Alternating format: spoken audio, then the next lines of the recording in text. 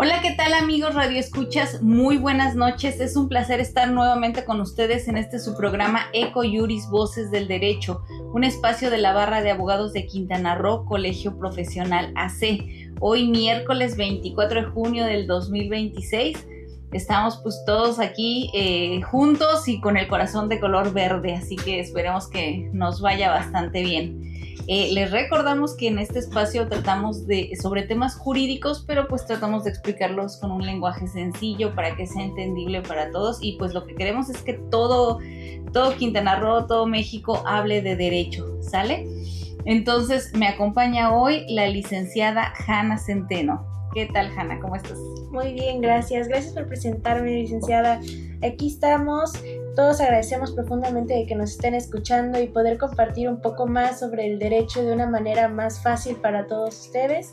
Y estoy muy feliz de estar aquí con la licenciada y con usted también. Bienvenida. Pues les recordamos que pueden sintonizarnos en línea a través de la dirección https://emisoras.com.mx/cultural-ayuntamiento, y si quieren llamarnos, Hanna, o mandar un WhatsApp, ¿a dónde lo deben de hacer? Sí, tenemos nuestro número de WhatsApp y para llamadas también, que es el 99 83 48 81 59. Repito, por si nos quieren mandar un mensaje, 99 83 48 81 59, o llamando directamente a cabina, que es el número 99 88 84 36 95. Así es, pues ya tenemos los teléfonos. Y pues el día de hoy tenemos un tema de enorme relevancia, tanto por el desarrollo económico como por el tecnológico aquí en el estado de Quintana Roo. Habla sobre nuevas tecnologías financieras y sus implicaciones legales y fiscales. No sé si ustedes recuerdan, pero recientemente en marzo se llevó a cabo el 89º Convención Nacional Bancaria, y esta vez eligieron como sede la ciudad de Cancún. Entonces pues nos estamos perfilando como un distrito financiero y tecnológico, así que para que no nos agarren fuera de la jugada y aprendamos todo esto, hoy tenemos con nosotros a la maestra Larisa Paul, quien es socia fundadora en Corporative Legalite. Correcto. Y adicionalmente pues ella tiene una asociación de abogados digitales, porque pues ha sido pionera en esta difusión. Bienvenida, Larisa. Muchas gracias, Cris. Hanna, qué gusto de verdad estar aquí con ustedes como siempre, ¿no? Ahora sí que vamos a tocar temas, como dices, de enorme relevancia porque nos involucra a todos. Y digo, siguiendo ahí un poquito la fiebre del mundial, pues para que no nos saquen tarjeta roja, ¿no? A la mera hora de la consultoría. O nos agarren fuera del lugar, exactamente. Entonces, sí, yo muy emocionada de estar aquí como siempre. Y pues esperamos que resolvamos algunas dudas, o de menos planteemos un panorama, ¿no? Un panorama de qué viene y cómo viene esto que creo que se ha estado ya aplicando hace algunos años en Ciudad de México y en otros estados que ahora voy a ir platicando un poquito. Y el ser nosotros una sede de esta magnitud es súper importante para nuestro estado. Así es. Pues bueno, ahora sí que pues vamos a entrar de lleno con el tema. Cancún pues no es solo playa, no es solo turismo. En su momento a mí me tocó ver el boom médico, en el sentido de que un visionario aquí en Quintana Roo dijo que Cancún sea también un destino de turismo médico. Y hoy en día pues contamos con la infraestructura. Entonces otro visionario ha dicho Cancún que sea un referente financiero. Sí. A ver, ¿de qué ¿con qué se come? ¿Qué es eso de hub tecnológico? ¿Con qué se come? Claro. Pues mira, de entrada, pues como tú sabes, estamos súper al día en todos estos temas. Cada nueva reforma que sale, cada nueva notificación, gaceta, publicación, bueno, estamos ahí, ¿no? No soltamos prenda porque sabemos lo que implica este tipo de proyectos en un sector como el nuestro. O sea, al final del día somos el estado el lugar, ¿no? En el mundo, número 1, sino de los primeros lugares en materia de turismo y en materia de inversión, ¿no? Entonces sí o sí estamos bajo la lupa, sí o sí somos tema de conversación en muchísimas mesas. Uh-huh. Y lo padre y lo que me ha gustado mucho de todas estas propuestas es que nos dan como que otra mirada. Uh-huh. No nada más somos turismo, no nada más somos hoteles, otra no nada visión. Más somos... Exacto, una visión más fresca, ¿no?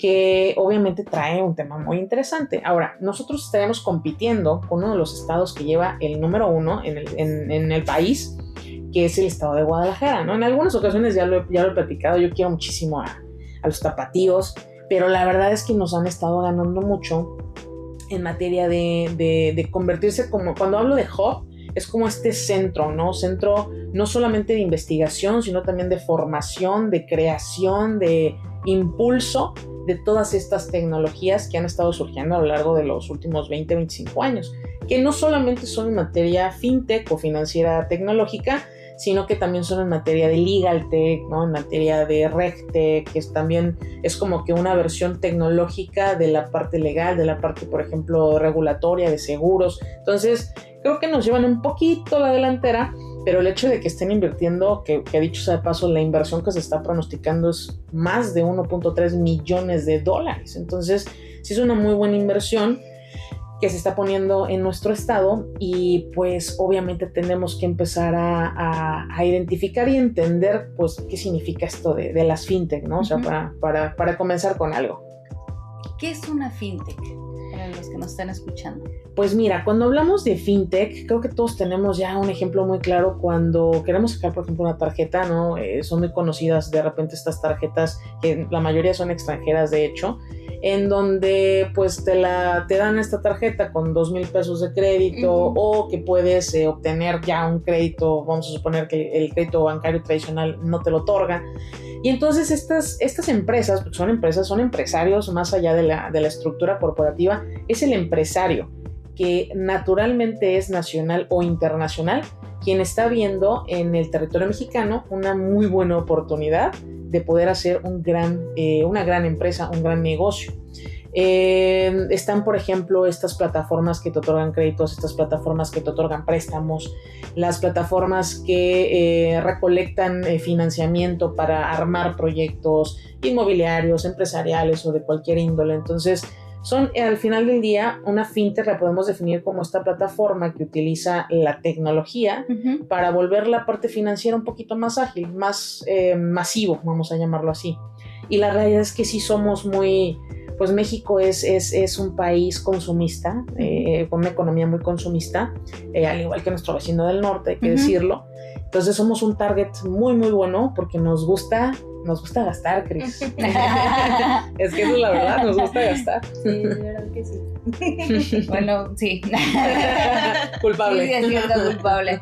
Y bueno, en este caso, ¿qué es lo que están viendo a nivel federal e internacional que digan Quintana Roo tiene el perfil adecuado para desarrollarlo? O sea, ¿por qué podemos ser ese distrito? ¿Qué ven los demás que nosotros hasta ahorita no hemos visto?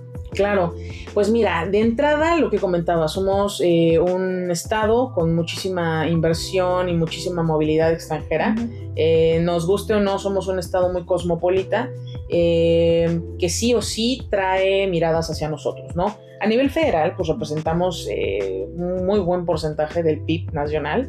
El PIB, para quien no sabe, no es lo que comemos en el Día del Muerto. El Día del Muerto, exactamente, sino que es este producto bruto, ¿no? Ese producto interno bruto, que es con lo que se mide, pues, cómo está el país, ¿no? Entonces, nosotros como Estado representamos un muy buen porcentaje de ese número.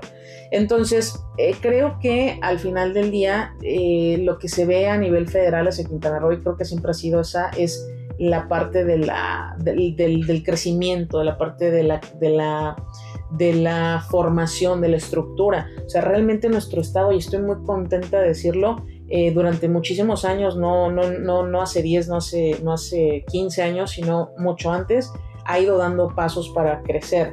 La última, pues justamente por el cual se da este proyecto de distrito financiero en el estado, pues fue justamente por ciertas labores que realiza uno de nuestros senadores o los senadores que nos representa a nivel estado, que se va acercando como que a ciertos sectores específicos para poder promocionar también el Estado como esta parte financiera, lo cual aplaudo.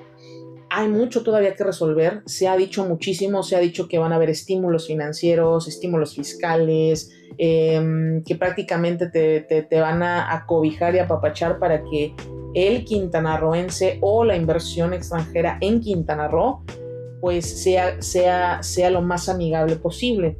Ahora, tú me vas a preguntar, oye, pero ¿y esto no ya existía? O sea, a ver, a nivel federal tenemos la ley FinTech, ¿no? Uh-huh. Que se conoce como la ley FinTech, pero se llama Ley Federal para regular la tecnología financiera, ¿no? Entonces, realmente tenemos esta norma a nivel federal que nos establece ciertas reglas, todavía está un poquito mocha.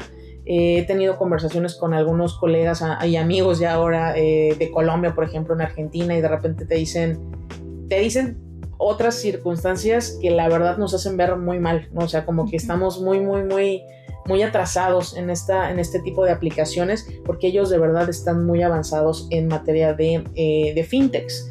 Entonces, cuando volteamos a ver qué va a diferenciar a nivel federal, a nivel internacional con lo local, ahí es donde va a venir el reto, porque a nivel federal no hay como tanto estímulo. Entonces estaría muy bueno saber cuál va a ser como los estímulos a nivel estado y si no van a chocar tal vez con lo que ya tenemos a nivel federal, porque realmente se está prometiendo muchísimo, lo cual obviamente al menos para nosotros que nos dedicamos a esa materia pues está genial. ¿Por qué? Porque obviamente nosotros queremos que nuestros clientes entren a estos programas para que puedan obtener financiamiento, estos estímulos fiscales y demás, porque sí es un área que tiene mucha carga normativa, que también ahorita voy a platicar un poquito de eso.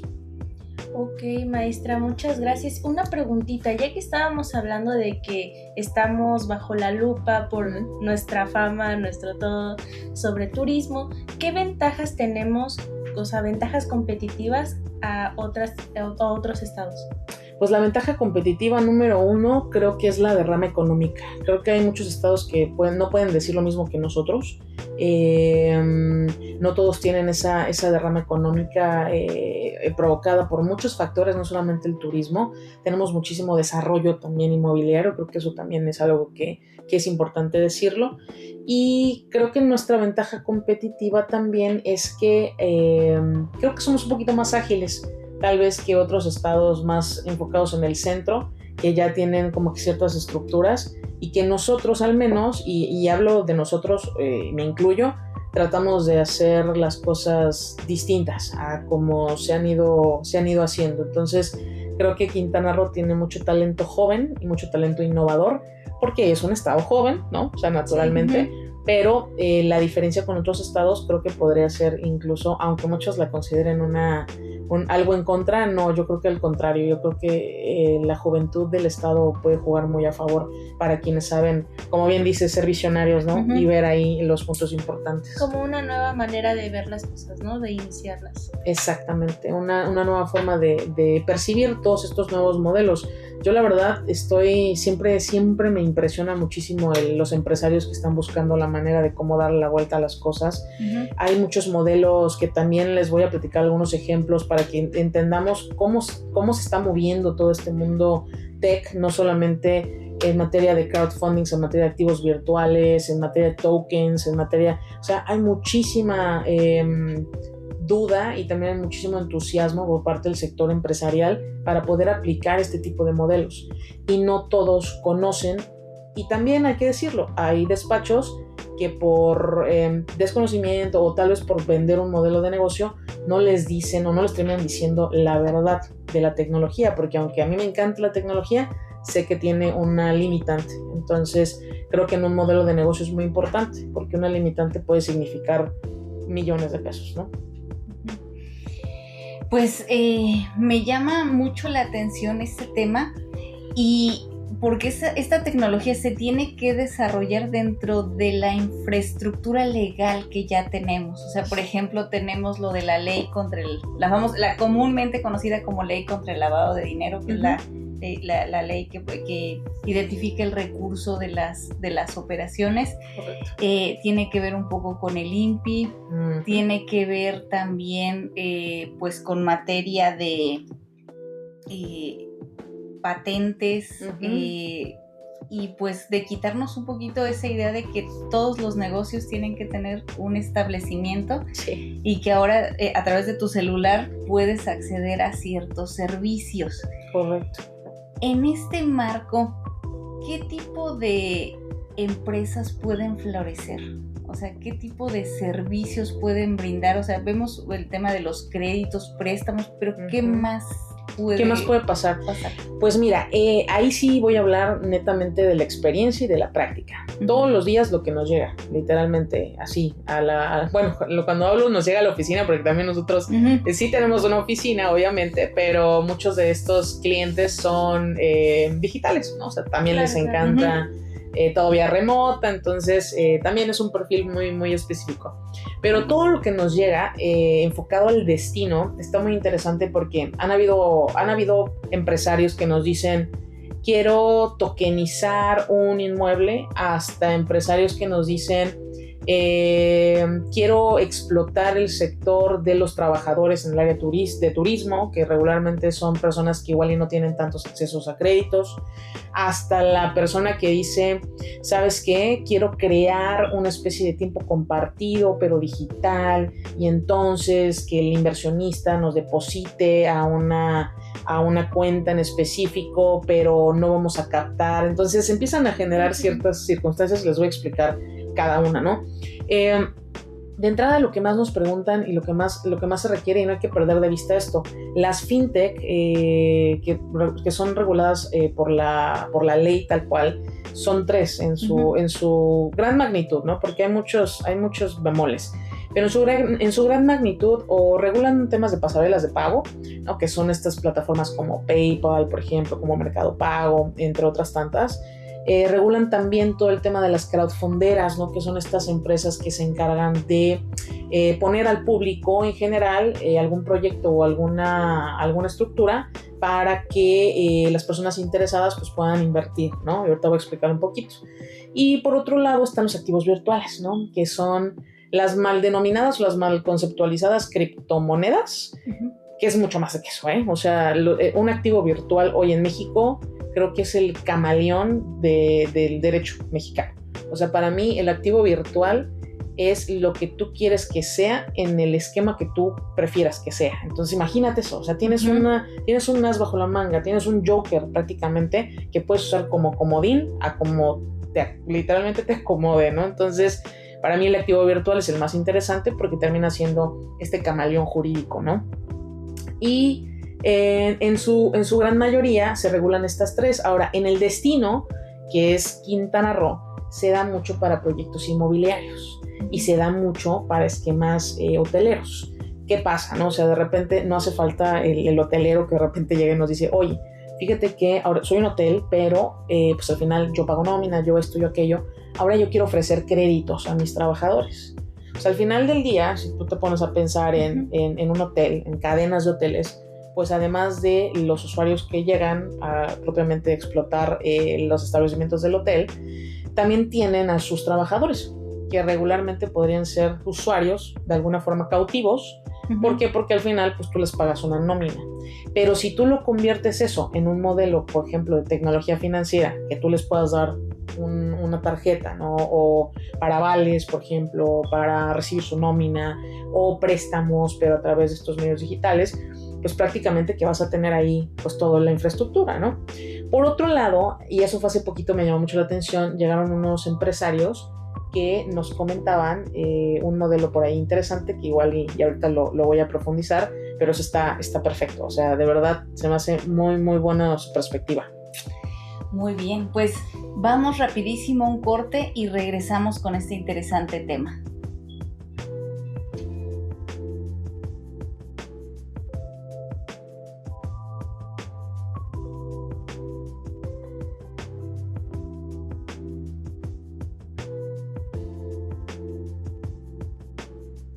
Estamos de regreso a tu programa Eco Juris. Seguimos con la maestra Larisa Paul con el tema Quintana Roo, nuevo hub de tecnología financiera, y queremos seguir con las preguntas para seguir aprendiendo. Claro. Maestra, por favor, ¿nos podría decir qué actividades requieren autorización de las autoridades financieras?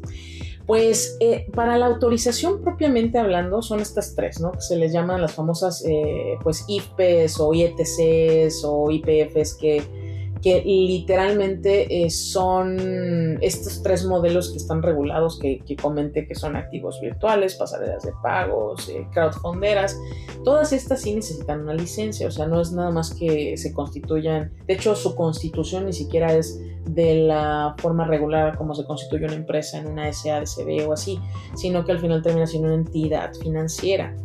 Ahora, yo te cuento todo esto literalmente como si yo tuviera la ley en la mano, y pues básicamente esto lo vas a encontrar en la ley. Ahora, ¿pero qué pasa en la práctica, no? Cuando hablamos de licenciar, estoy hablándote de más del 40%. El 40% del sector no tiene una licencia. ¿Por qué? Tú vas a decir, bueno, pero y entonces si no se van a licenciar, pues ¿cómo operan, no?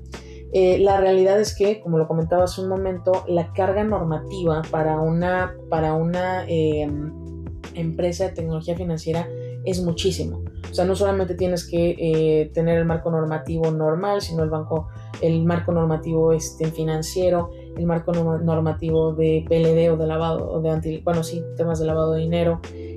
Contablemente también es otra historia. Entonces, hay muchos modelos que, para evitar un poquito esta parte de la carga normativa, se generan desde otra perspectiva. Por ejemplo, hay un modelo que nos ha tocado explorar con un cliente que además es muy querido para nosotros, para la oficina, a través del famoso Banking as a Service, ¿no? ¿Qué significa esto? Es literalmente el empresario que compra un modelo y, en vez de volverse el empresario propiamente la IFP, lo que hace es contratar el servicio a través de un tercero que ya tiene la licencia y ya cuenta con toda la infraestructura, y entonces el empresario se vuelve como en una especie de publicitario de tarjetas de crédito, por ejemplo, ¿no? Entonces, esto es lo que hacen muchas empresas. ¿Por qué? Porque no está tan sencillo ni tampoco es tan barato. O sea, estamos hablando que las licencias van por encima de los $50,000, $100,000 para poder obtenerlas desde cero hasta literalmente el convertirte en una SOFIP o en una SOFOM, dependiendo del nivel 1, 2 o 3 o 4 el que necesites. Y la verdad que es muy caro, ¿no? Entonces, por eso es que siempre les digo a los empresarios, a nosotros como abogados y como especialistas en la materia tecnología, siempre nos ponen a trabajar muchísimo, porque tenemos que jugar con los modelos que se tienen. También de ahí parte la emoción, ¿no? de saber que se está generando este distrito financiero, porque entonces eso quiere decir que va a haber una reducción de carga, tanto a nivel impuestos, como también seguramente una reducción de carga normativa. Entonces, si se va a jugar un poquito con eso, va a ser algo que realmente va a favorecer mucho al sector, que obviamente, pues por todo el tema de lavado de dinero, pues se encuentra un poquito golpeado en temas de cumplimiento normativo. Mencionas algo muy importante, la reducción de la carga legal. Por ejemplo, en las notarías, cuando nos solicitan una denominación, hay ciertas palabras que requieres la autorización de una determinada dependencia o institución. Entonces, por ejemplo, si tu sociedad tiene la palabra investment o inversión, tienes que pedir la autorización de la Comisión Nacional Bancaria. Entonces, en su momento, un cliente quería que su sociedad tuviera la palabra investment, mandamos nuestra cartita a la comisión. Ese permiso nosotros tenemos pues 6 meses para poderlo pasar a protocolo, pero nuestra respuesta se tardó 8, donde nos dijeron que no podíamos utilizarlo. Ni los 6 ni los 8. Ni los 6 ni los 8, entonces para ese entonces ya el cliente, sus sociedades, iba a ser por un tema inmobiliario, solo le gustaba que tuviera la palabra, entonces pues ya simplemente cambió de nombre.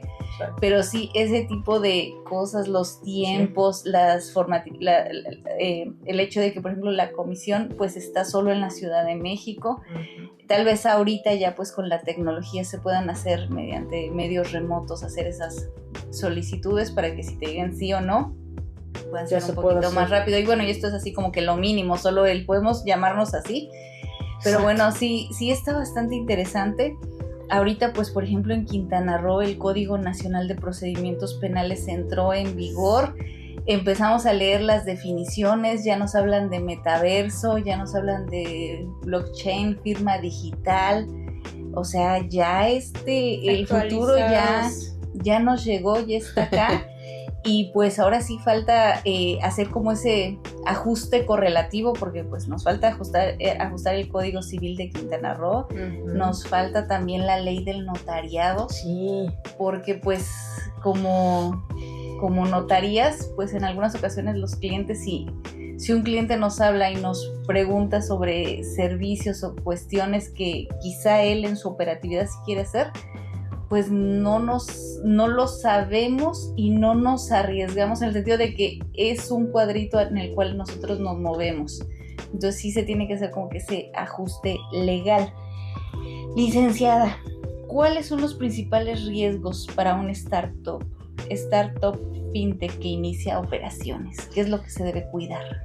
Pues mira, repito, creo que es importante. Sí, a ver, a veces cuando estamos hablando desde nuestra perspectiva legal o como abogados, como que nos centramos mucho en la ley, ¿no? Sí. Creo que la parte de la norma es muy importante, porque es una buena carga, no es cualquier cosa.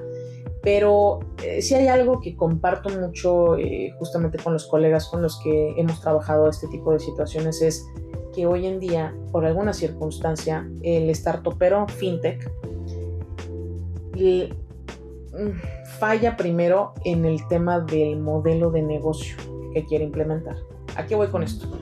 Todo se escucha muy bonito cuando se lo preguntan seguramente ahí a la inteligencia artificial, les da muy buenas ideas, ¿no? Pero al momento de quererlas ya ejecutar, se encuentran muchas vicisitudes que igual y en su momento no lo habían pensado así. ¿Y qué pasa? Pues ese negocio se termina cayendo. ¿Qué es lo que en la práctica me ha tocado ver? Que creo que el empresario de este tipo de modelos tal vez le falta un poquito más de claridad en su modelo de negocio. Todos quieren tokenizar, todos quieren utilizar blockchain, todos quieren tener activos virtuales, todos quieren hacer crowdfunderas, pero creo que más allá del entender la figura jurídica, es primero, antes que nada, entender el modelo de negocio. Porque sí hemos visto que empezamos a trabajar y pues al final del día la parte jurídica es en muchas circunstancias con salvedades de interpretaciones de la norma, pero eso es como un reglamento, es como si fuera una receta, ¿no? Uh-huh. Entonces tú vas siguiendo la receta, vas pidiendo tus licencias, vas creando tus SOFIPOS, tus SOFOMs o lo que sea necesario, y en el Inter resulta que el modelo de negocio no es viable. O sea, ya tienes la SOFOM aquí creada, ya se invirtió lo que se tenía que invertir, ya se tienen los pasos hechos. Y de la nada, de repente el cliente te dice, ¿sabes qué? Es que el modelo no es así, porque ahora ya no quiero vender manzanas, ahora quiero vender también sandías y mangos. Y no solamente a mexicanos, ahora se los quiero vender a colombianos, europeos, en Estados Unidos, porque ese es un mercado más grande. Y entonces de repente dices, no es la manera de operar. Primero, lo más importante, y por eso es que hoy en día, gracias a esas experiencias, pues hemos también aprendido a cómo diversificar los modelos o unidades de negocio que tenemos, que justamente la parte del modelo de negocio, la parte financiera pura y dura, termina siendo una de nuestras mejores aliadas. O sea, hoy en día a nuestros clientes les decimos, primero, opera bien tu modelo de negocio, o sea, ármalo bien, y cuando lo tengas listo, vienes con nosotros. ¿Por qué? Porque también hay muchos abogados que pues les cobran, ¿no? O sea, al final del día pues tú cobras por tu trabajo, ¿no? Pero cuando tienes la responsabilidad de, o al menos a mí, y yo sé que a mis colegas, a los que yo represento, hacen lo mismo, pues nos gusta que sea un negocio fructífero, o sea, nos gusta que sea un negocio funcional, o sea, que no sea uno más, sino que sea el más importante. Entonces, en razón de eso, creo que los riesgos, si me los preguntas, más que legales, creo que van más enfocados a los modelos que se quieren plantear. Por ejemplo, yo les decía, hay un caso bien interesante que nos acaba de llegar. No voy a dar tantas especificaciones por evidentes razones, no son modelos novedosos, pero en el área del sector turismo y en el área, en esta área en específico, el Caribe mexicano, alguien por ahí nos llegó con una idea interesante, ¿no? Yo se los voy a poner así, a ver qué piensan ustedes. Resulta que esta persona nos dice, ¿sabes qué? Pues nosotros queremos hacer una especie de fractional. Ok, perfecto, queremos vender tiempos compartidos, pero lo que vamos a hacer es que a los inversionistas extranjeros les vamos a crear una tarjeta. Entonces, en esta tarjeta los inversionistas van a depositar para comprar sus semanas, ¿no? O sea, no va a ser como tal una cuenta normal, sino que vamos a crear una nosotros, ¿no? O sea, queremos crear una, pero para lo que necesitamos, pues justamente o una alianza con una SOFOM ya hecha o hacer una SOFOM, ¿no? O SOFIPO, ¿no? Dependiendo del caso.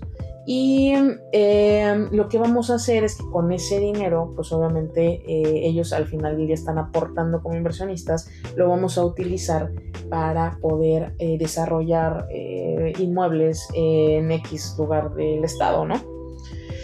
Eso, obviamente, implementando pues tanto la tecnología para la captación de los recursos del extranjero y a su vez tomar esos recursos y llevarlos a una finalidad de construcción de inmuebles, ¿no? Esta parte está muy interesante porque aquí hay una palabra, y eso sí, grábenselo todos, el tema de la captación en materia de tecnología financiera es uno de los conceptos que siempre son más vigilados.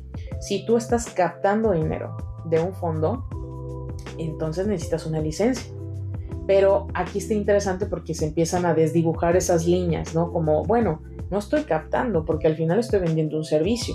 Entonces, ¿sería una captación o no sería una captación? Porque si estoy vendiendo un servicio, pues entonces yo voy a pagar mis impuestos sobre el servicio y ese dinero, pues yo me lo voy a llevar a otra inversión. Aunque en realidad la finalidad última siempre es la captación de efectivo. Ahora, ustedes me preguntarán, bueno, ¿y esta captación va a ser al público? Regularmente no, porque tú se lo vas a dirigir a cierto sector o a ciertos clientes, no a todos en general. Entonces, cuando empiezas a jugar entre, bueno, ¿qué estoy haciendo? ¿Captando o estoy ofreciendo servicios? El servicio se puede llamar como tú quieras, el servicio de fractional, de tokenización o de cualquier otra índole, y al final del día lo estás utilizando también para poder capitalizarte o catapultar tal vez una compañía inmobiliaria que también vas a participar a los inversionistas extranjeros, pero de todas maneras, cuando empieces a cerrar ese círculo, entonces van a empezar los cuestionamientos. Hay que tener algo muy claro, el dinero, sobre todo para temas de lavado de dinero, siempre tiene que tener una claridad de dónde viene, a dónde va y en dónde termina. Entonces, hay unos temas ahí muy interesantes, pero por ejemplo, llegaron y nos plantearon este modelo. Yo, al menos desde mi perspectiva, para mí sí es una captación. No es una captación pura, es una captación indirecta, pero sí se podría vislumbrar como una especie de captación, aunque sea que lo esté captando a través de una venta de servicios. Entonces, ahí es donde, por ejemplo, esos modelos de repente empiezan a prender focos rojos, porque, pues, obviamente las autoridades competentes te van a preguntar de dónde viene, a dónde va y dónde termina, ¿no? Yo tengo una pregunta justamente abriendo ese tema de como protección, regulación y todo eso. ¿Qué papel desempeñan organismos como la Comisión Nacional Bancaria y de Valores, el Banco de México y la Comisión Nacional para la Protección y Defensa de los Usuarios de Servicios Financieros, platicando justamente sobre lo que nos estabas comentando? Todas esas son autoridades facultadas para la revisión de toda la parte normativa que conforma y para las licencias y demás de una ITF, ¿no? de una institución de tecnología financiera. Realmente funcionan como en una especie de comité interinstitucional en donde se ponen digamos que los permisos y las licencias las van ejecutando a través de esas facultades que pues ellos tienen de forma individual, pero también de forma conjunta. Aquí hay un modelo muy interesante que creo que se le ha dado muy poca difusión, pero también entiendo por qué, porque es muy complejo. Hay un modelo que se llama modelo de sandbox, que es básicamente un modelo en donde tenemos pues como que algunas circunstancias de modelos que son completamente novedosos. Si quieren, igual ahorita vamos a profundizar un poquito de qué se tratan estos modelos, porque la realidad es que muy pocos, digamos, que pasan el examen, ¿no? Claro. Muy bien, pues está bastante interesante este tema. O sea, no es solo crecer por crecer, sino que hay que regular y hay que poner todos los puntos sobre la mesa. Vamos rapidísimo un corte y regresamos a su programa Eco Juris, Voces del Derecho.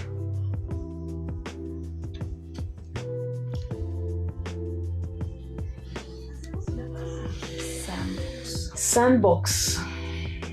Y, por ejemplo, ahorita, porque finalmente si estas personas van a estar captando... Sí, es que es captación. Pero si algo sale mal, ¿cómo van a garantizar ellos?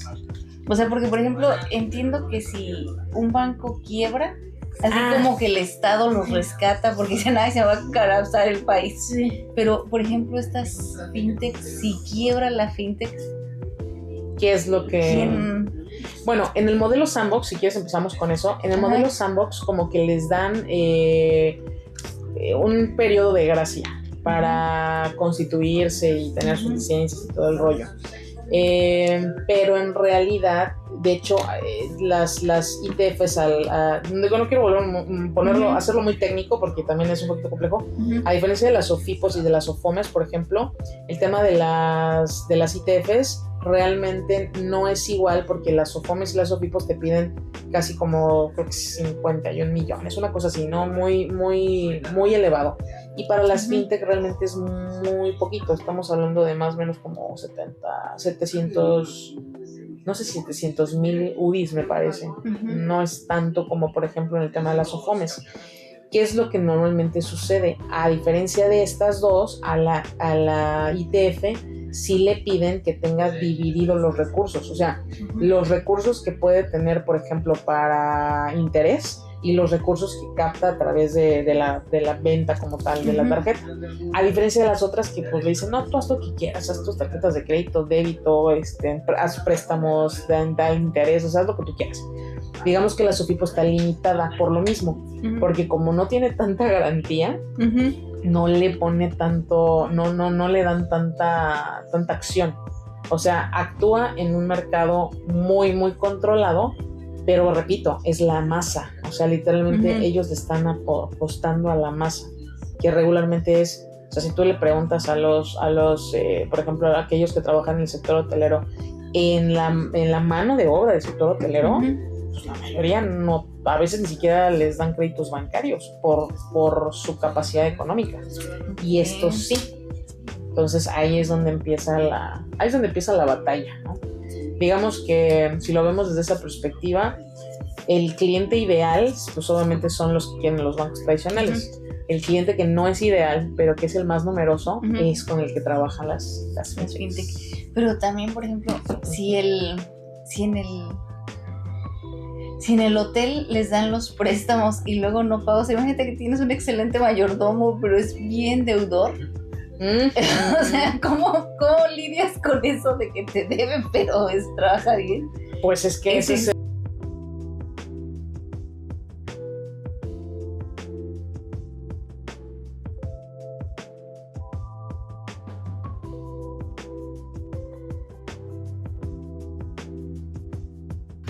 Estamos de regreso en su programa Eco Juris, Voces del Derecho. El día de hoy estamos hablando del tema Quintana Roo, nuevo hub de tecnología financiera y sus implicaciones legales y fiscales en el sector fintech. Para ello nos acompaña la maestra Larisa Paul, quien es socia fundadora de Corporativo Legaelite.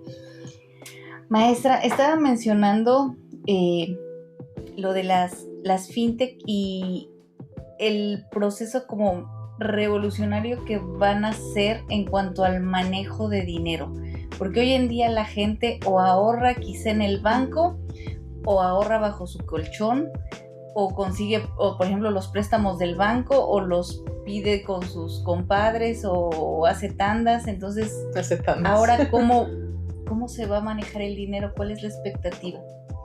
Pues mira, ahora sí lo vamos a hacer al revés, vamos a finalizar con el principio, ¿no? Aquí tenemos que tener en cuenta que durante muchísimos años pues, han habido ciertos momentos económicos en la historia en donde o hay una enorme caída, una enorme crisis económica, y sobre esas crisis económicas es donde surgen esas oportunidades. Jamás voy a dejar de referir a Satoshi Nakamoto. Creo que es el padre de toda esta descentralización financiera. ¿Por qué? ¿No? Porque al final Satoshi desde el 2008, ¿no? Con esta generación, y bueno, que se presume que es tal vez un grupo de personas, no una persona particularmente hablando, pero gracias a esto que él liberó en ese momento, literal, liberó al Kraken, ¿no? Que fue la primera operación en blockchain a través de Bitcoin. Ahí fue cuando entendimos que tal vez el sector financiero que teníamos en ese momento, que acababa de colapsar con todas las crisis económicas del 2008 justamente, con todo el tema del sector también inmobiliario que involucró una de las bolsas más importantes del mundo, que es la de Nueva York, pues obviamente se abrieron otras expectativas, ¿no? O sea, ¿y por qué nace? Porque al final hay una enorme desconfianza en el sector bancario, en el sector financiero a nivel mundial. O sea, esto no es nada más México. Entonces nacen este tipo de circunstancias distintas que su voz cantante es la descentralización económica. ¿Eso qué significa? Pues que se pongan en manos de todos lo que es de todos, sino en unos cuantos. Ahora, también esto se escucha muy romántico, pero también me gustaría ser muy realista. Al final las personas que tienen los recursos y los medios van a seguir teniendo cierta ventaja sobre estos nuevos modelos. Hoy en día conocemos bancos que, por ejemplo, ya están trabajando con blockchain, ya están trabajando con activos. Conocemos y se han escuchado muchas naciones y países como los Estados Unidos, como los China, en donde están creando sus propias monedas, están creando sus propias monedas estables, llamadas también como stablecoins, que básicamente lo que están haciendo es digitalizar a través de esta cadena de bloques el dinero. Hace poco, y se me acaba de ir el nombre, pero lo voy a mencionar porque es muy relevante, me parece que fue una empresa de videojuegos que vendía sus videojuegos a través de pues online, ¿no?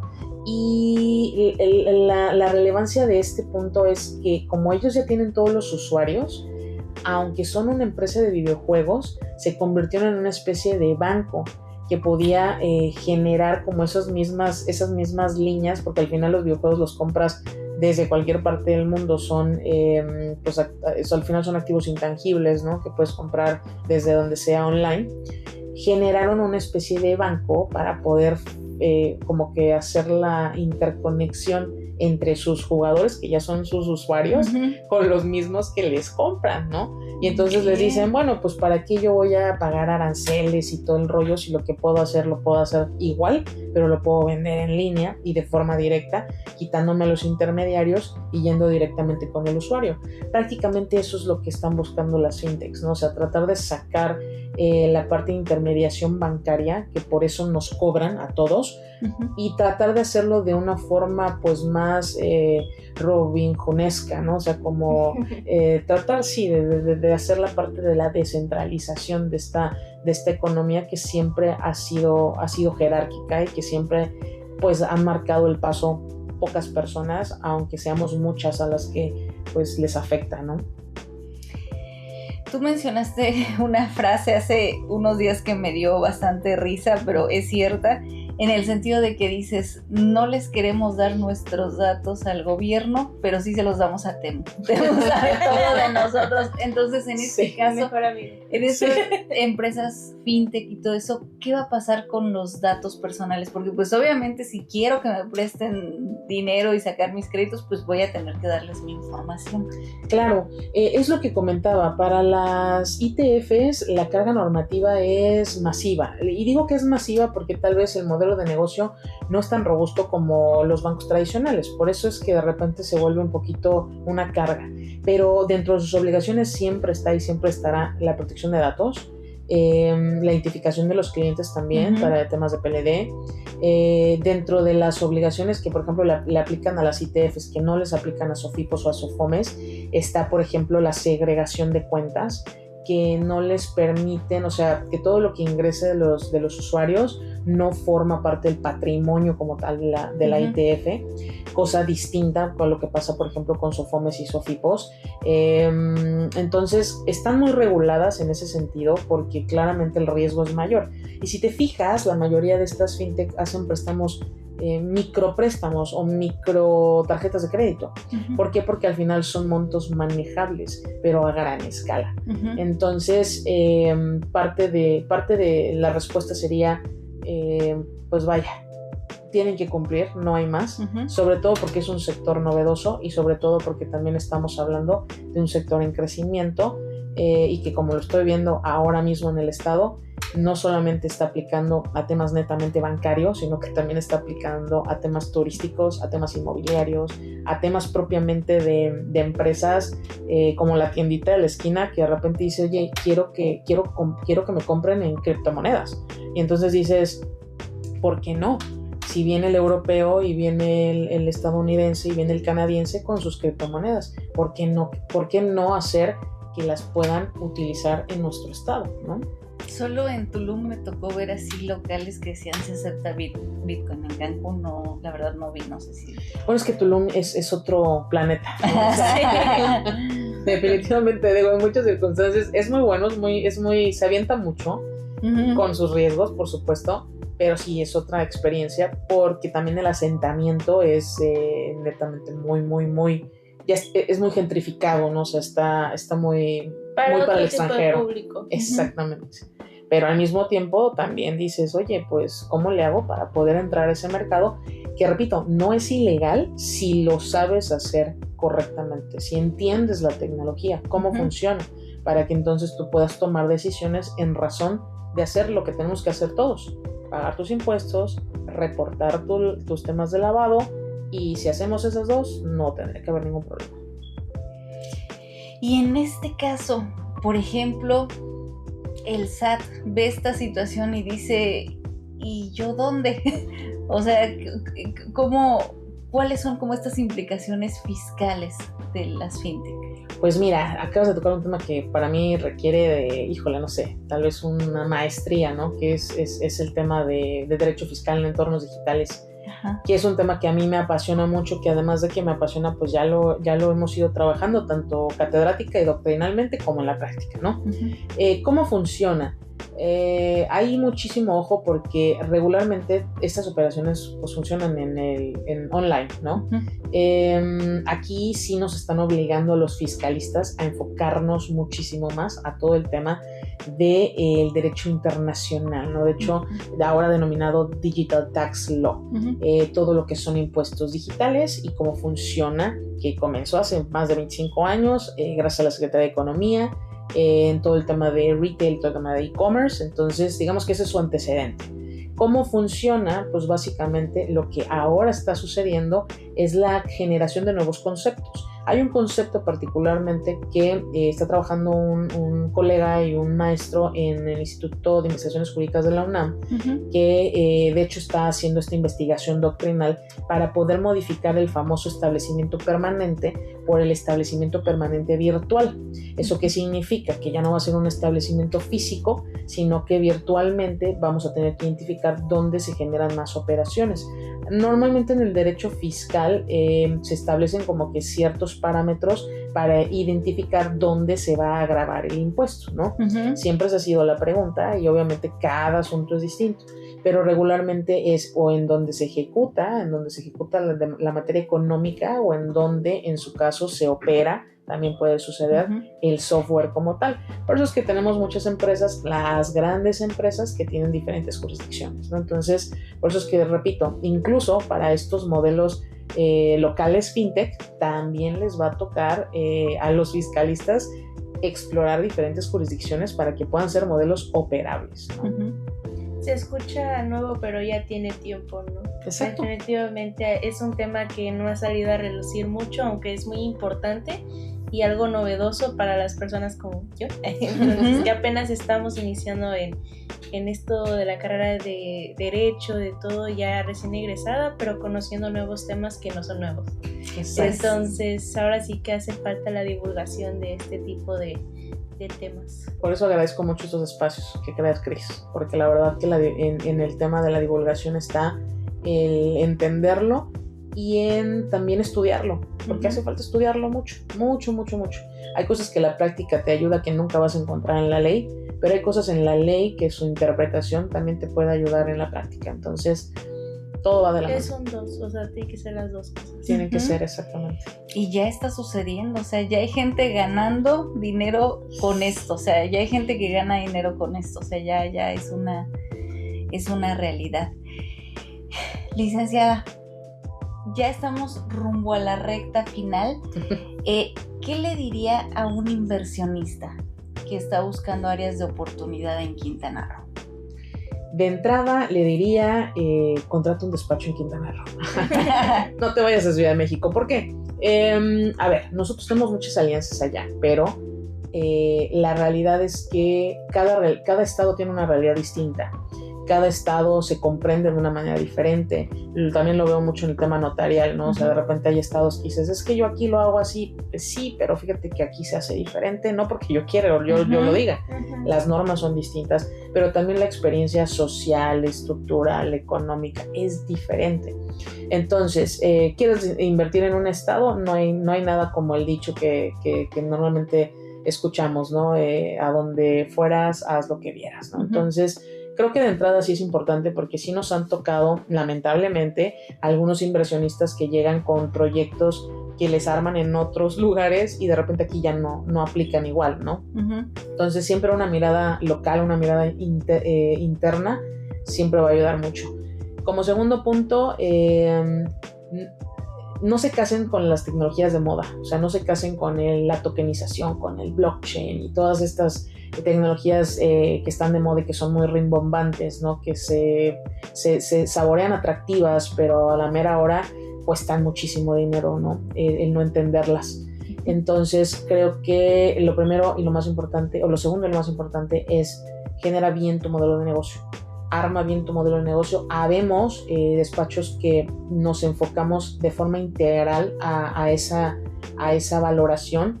Gracias a diferentes cambios tenemos un área financiera que se encarga de valorar el modelo de negocio y hasta que no pases de ese punto no entra la parte legal, porque al final del día te va a costar $50,000, $100,000 y no va a servir de nada si no armaste bien tu modelo de negocio.